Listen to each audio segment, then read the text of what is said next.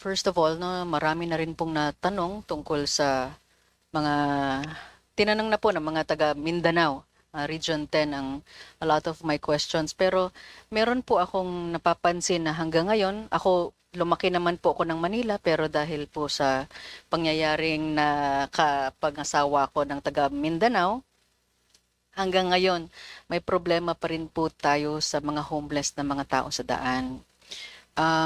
Aside from akala natin matutulungan natin sila by giving them yung limos para lang hindi na sila masagasaan sa daan, meron po ba kayong direct connection or programa na pwede nyong makausap ang sino man within that area?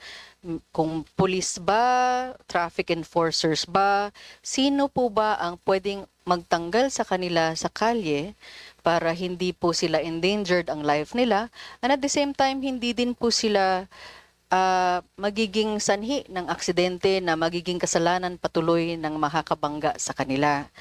Ang gusto ko lang po malaman, minsan kasi parang temporary lang ang nabibigay nating tulong sa kanila. Hindi din natin nalalaman bakit sila nandyan sa daan. Minsan bata yan, mga 5 years old, may bit-bit na 1 year old.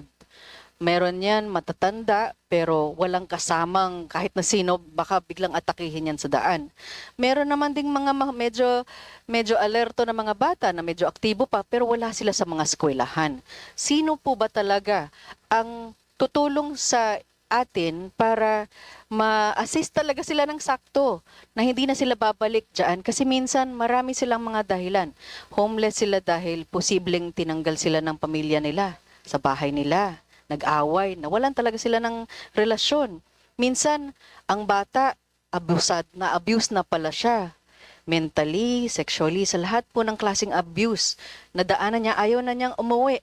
So, saan sila pupunta?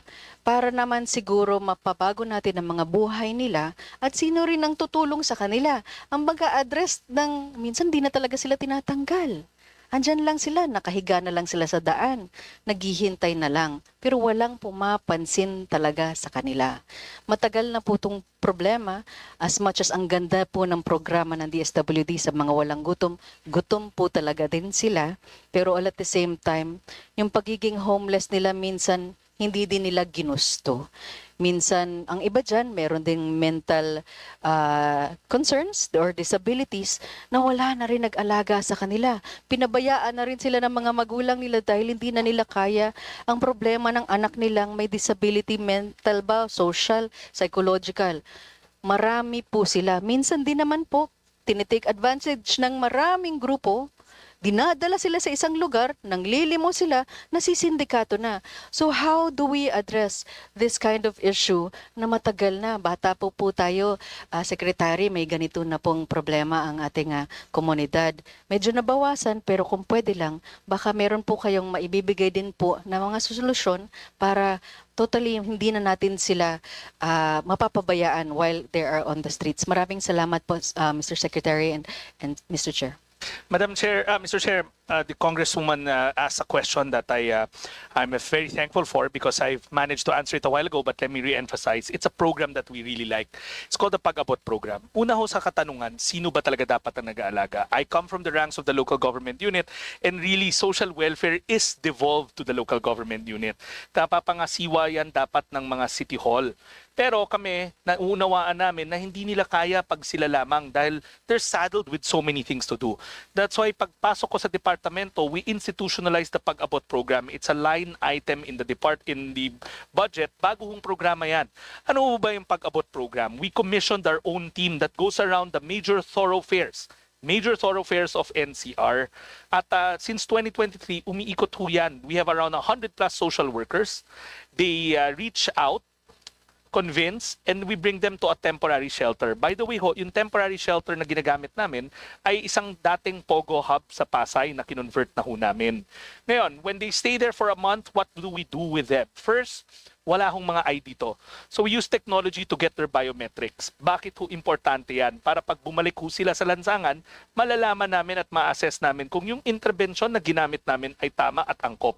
Pangalawa, Pagkatapos nila mamalagi sa aming pasilidad ng isang buwan, sinisigurado namin na maiuwi namin sila sa mga community nila na may kaakibat na economic grant at minomonitor ng mga field office namin kaakibat ng mga local government units sa probinsya. Now, tatanungin nyo, ano na ba ho ang impact o ano ang assessment dahil may nakikita pa rin ho kayo sa lansangan? Sa aming talaan, ang na-profile na ho namin kulang-kulang 12,000 individuals na nakatira sa lansangan ng Greater Metro Manila area, of which 6,000 to 7,000 ang sumama na sa amin. Bakit hindi ho sa pilitan? Even if we wanted to, it's still a rights-based approach. The Commission on Human Rights has protocols on this. Social workers have protocols on this. Kadalasan, kinukumbinsi ho namin sila pero meron talagang ayaw sumama sa amin.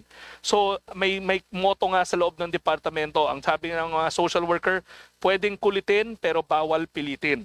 So, ang role na lang namin, balik kami ng balik sa kanila.